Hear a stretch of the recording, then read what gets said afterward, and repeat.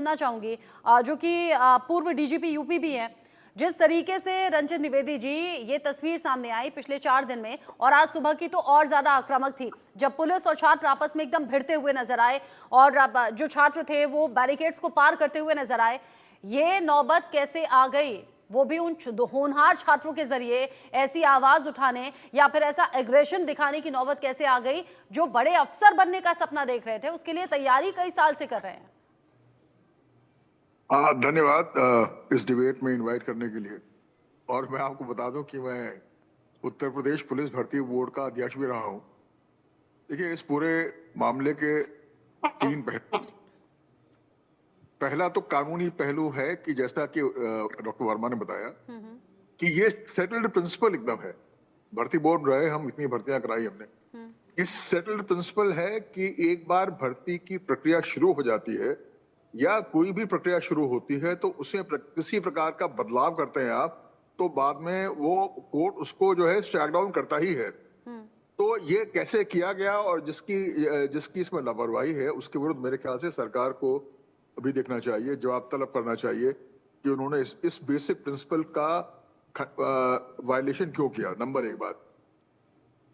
दूसरा पहलू जो है, जो राजनीतिक, देखिए आज का समय जो है राजनीतिक प्रतिद्वंदता इतनी ज्यादा हो गई है कि जो भी पार्टी रहेगी, कोई भी बदलाव, नीतिगत बदलाव कोई भी आएगा तो उसका विपक्ष चाहे जो पार्टी हो, मैं नहीं कह रहा किसी पार्टी कोई विशेष पार्टी, जो पार्टी विपक्ष में होगी वो उसका भरसक विरोध करेगी और कोशिश करेगी कि सरकार को नीचा दिखाए।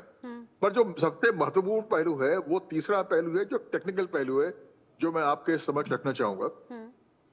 वो यह है कि देखिए, ये प्रक्रिया जो है ये पूरी दुनिया में फॉलो की जाती है कि क्योंकि अगर आप चाहते हैं कि शुचिता बनी रहे एग्जामिनेशन प्रोसेस की, तो मैनेजेबल नंबर होने चाहिए। और उत्तर प्रदेश जो है अगर देश होता तो दुनिया का 5वां सबसे बड़ा देश होता।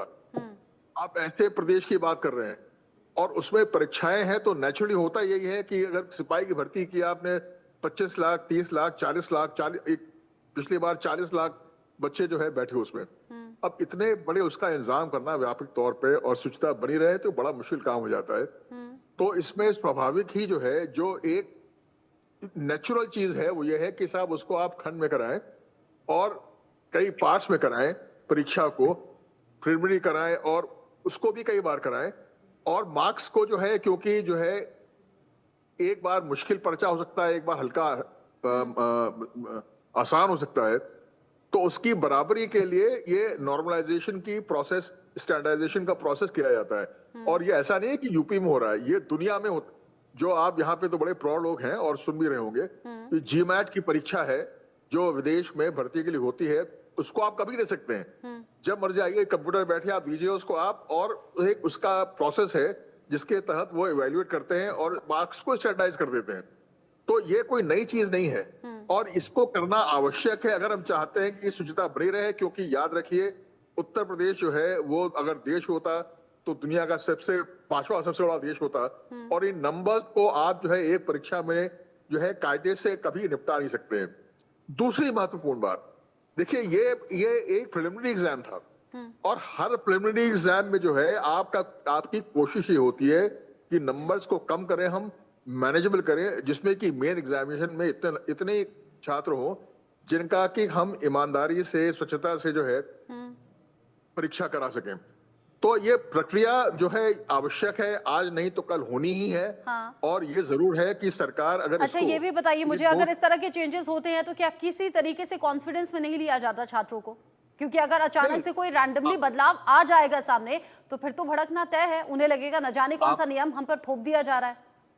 देखिए, आप बिल्कुल सही कह रही हैं और इस पॉलिसी को लाने का मेरे विचार में सबसे अच्छा तरीका ये होता कि इसको हम 1 साल पहले या 1.5 साल, एग्जाम के 1.5 साल पहले अनाउंस कर दें कि हम करने जा रहे हैं। उस समय 2 साल बाद की परीक्षा के लिए आज कोई एजिटेट करेगा, अमूमन होता नहीं है।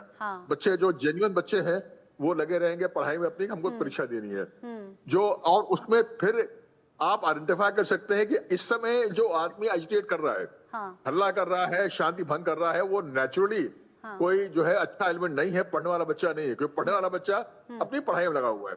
तो अगर इस तरह से किया जाता है इसको और भविष्य में इस तरह से किया जाए तो मेरे ख्याल से ये एक नीतिगत यानी आप निर्णय कह रहे हैं कि अगर पहले से इसकी जानकारी हो जाती करीब साल या 1.5 साल पहले तो अचानक से पैनिक क्रिएट नहीं होता जो अभी हो रहा है।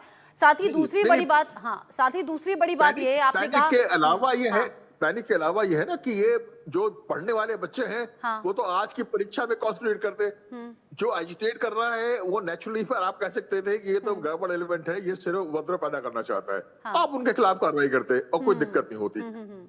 दूसरा ये कि अभी कुछ टाइम पहले ही नीट एग्जाम में जो धांधली हुई, जिस तरीके से पेपर लीक हुआ या फिर जिस तरीके से जो छात्र थे उन्होंने ठगा हुआ खुद को महसूस किया,